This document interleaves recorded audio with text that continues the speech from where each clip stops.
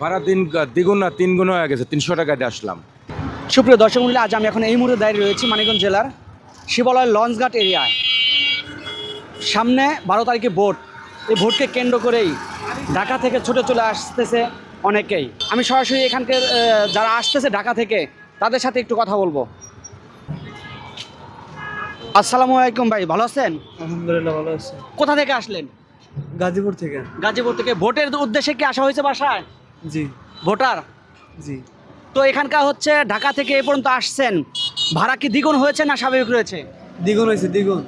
কত টাকার ভাড়া, কত টাকা নিল? 600 টাকার ভাড়া 1000 টাকা নিচ্ছে।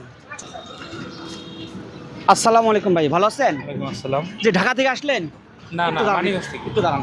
মানিকগঞ্জ থেকে আসলেন, তো আপনারা কত টাকা ভাড়া নিল? ভাড়া অনেক বেশি, কত বেশি? 40 টাকার ভাড়া 100 টাকা।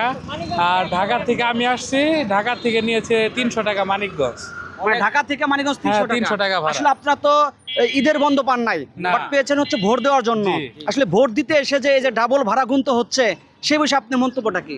এটা আসলে প্রশাসনের দৃষ্টি কটু, কারণ প্রশাসন ঠিকঠাক মতো তদারকি করতেছে না। যেমন ভোটের জন্য এরা পুলিশকে জায়গায় জায়গায় সেট করার জন্য সরকারি বাস নিয়ে যাচ্ছে।